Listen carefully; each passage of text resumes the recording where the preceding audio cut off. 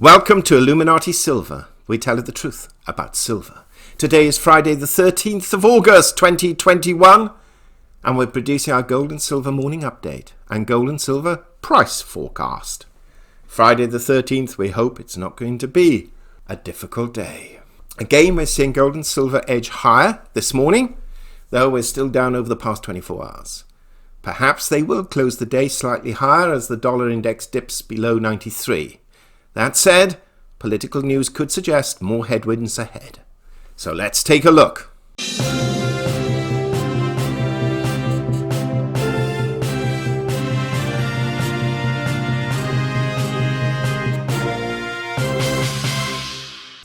Welcome to Illuminati Silver. It's Friday, 13th of August 2021. We're running a little bit later than usual. It's 10:22 a.m. GMT +1. And the weather today, new word, shadowy. Yes, what do we mean by shadowy? Well, a little dark, a little overcast. Not quite sure what's lurking behind the scenes. And looking at the news today, we can see there's quite a bit lurking behind the scenes. So let's take a look. This is what we wanted to highlight in today's news. Nothing really outstanding, but two issues. Home prices in world's most expensive market breaks record. Where is the world's most expensive market? Hong Kong. Hong Kong's home prices jumped to a record high, joining other global real estate markets that are soaring on low mortgage rates and rising demand as the pandemic slowly recedes. Values for resale houses rose 0.65% for the week, ending August the 8th, according to Centerline Property Agency Limited, which started tracking prices in 1993. The last record for the firm's price index was set in the mid-2019, at the beginning of the anti-government protests. Residential property values have increased 8.6% since the beginning of the year. Isn't it ironic? An area which has so much civil unrest and house prices go to the moon. Let's go back. This is the other bit we wanted to highlight when we say lurking behind the scenes or in the shadows. This is quite an interesting one that we should not ignore. It's hidden away slightly, although it's classed as the most read. And there's a reason for that. China's port shutdown raises fears of closures worldwide. Now, this could just be fear-mongering, but a COVID outbreak that has partially shut one of the world's busiest container ports is heightening concerns that the rapid spread of the Delta variant will lead to a repeat of last year's shipping nightmares. The port of Los Angeles, which saw its volumes dip because of a June COVID outbreak at the Anshan port in China, is bracing for another potential decline because of the latest shutdown at the Ningbo Xushan port in China, a spokesman said. Anton Posner, Chief Executive Officer of supply chain management company Mercury Resources, said that many companies chartering ships are already adding COVID contract clauses as insurance, so they won't have to pay for stranded ships. We'll have to see what's going on here, but the shutdown is raising fears that ports around the world will soon face the same kind of outbreaks and COVID restrictions that slowed the flows of everything from perishable goods to electronics last year as the pandemic took hold. What does that mean? Well, I'll tell you. Inflation. If the goods aren't arriving, then the goods that you have will go up in price. Let's wait and see if that happens. And if it does, and inflation starts to rise, what this will mean, the potential for raising rates sooner rather than later. And it won't be because of basic economics. It will be because of COVID. However, we'd like to think that it will not spread to the degree that they fear. What's happening with the BBC? Amazon moves Lord of the Rings production to the United Kingdom. The multi-million-dollar production is one of the most expensive shows in the history of television. Great news to the UK.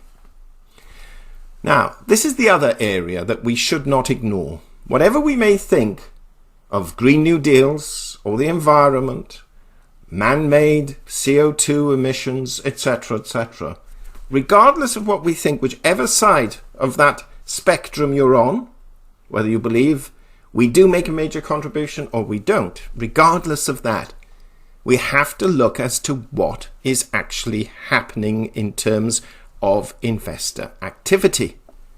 Firms want to help to measure their carbon footprint. Many small businesses say they lack the resources needed to calculate their carbon footprint.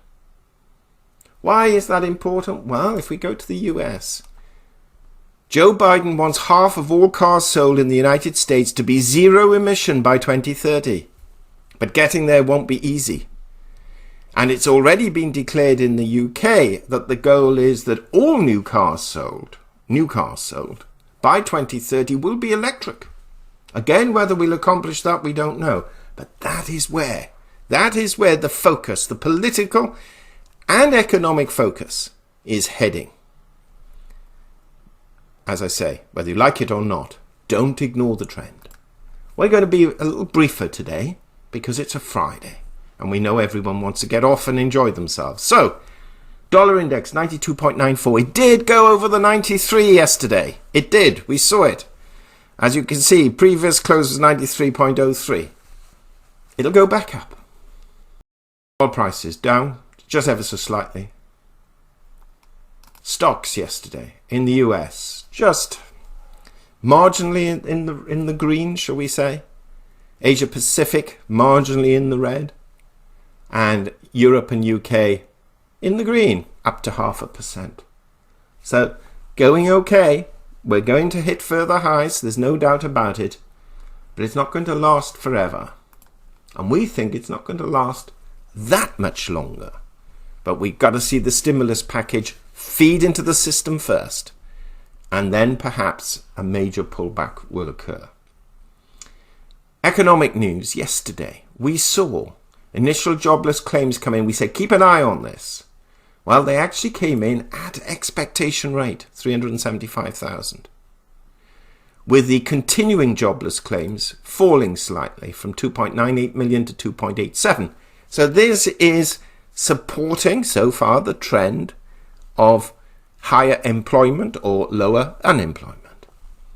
The producer price index a little higher than anticipated at 1%, but equivalent to June's figure of 1%. It'll be interesting now to see what the import price index will show. And we suspect now, in view of the producer price index, there's not a direct correlation, but our intelligence is saying the import price index is also likely to be similar to the previous month. If we're wrong, but that's what we suspect. So it might be a little bit higher than the mean. We won't know that until it's announced. And we'll be covering all of this data in our weekly update, which we publish tomorrow, which is why today is going to be shorter. Let's look at what's happened to gold. I'm going to refresh the page. Gold at the moment is up $5 over the last 24 hours. It's standing at $17.57. If we compare that with last Friday's close of $17.64, it's down $7. But when you consider it's been as low as $16.91, its recovery has been quite impressive. Silver, on the other hand, not faring quite so well. Down 10 cents or 11 cents on the last 24 hours at 23.32. If we compare that with Friday's close, which was 24.36, we can see it's down $1.04. Hasn't done quite so well. Moving forward, what's the direction going to be? Totally now dependent on the value of the dollar. We think there will be a slight sort of attempt to regain some of these losses today, but hand on heart, we still believe we're in a downtrend. However, that said, don't be surprised if it ticks up 5 or 10 cents by the end of the day in order to equalize the end of the week. But is it going to 24.36 today? Extremely unlikely. Cryptocurrency market on a tear this morning. Bitcoin up over $2,000. We can see now, we said expect a $2 trillion market cap before the end of this month. It's now 1.96 trillion.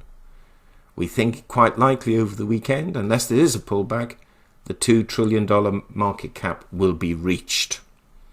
Some of these coins are going through the roof. Just Cardano, in 7 days, up 47%.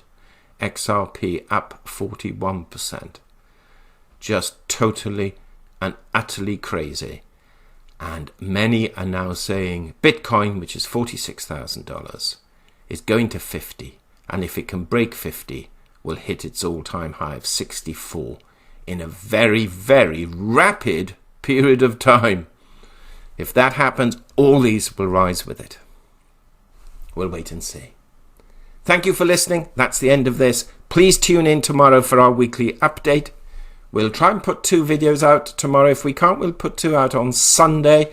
We're conscious that we're just doing daily updates at the moment, and there are some things in the background that we do need to raise your attention to. Please give us a thumbs up, subscribe, press the bell sign. Have a great day. Until tomorrow. Illuminati silver owners come from a background of banking, international wealth management and economics. Having now retired from these worlds, we are not qualified to give investment advice. Therefore, this and other productions must not be deemed to be giving such advice and merely represent the personal views of its owners.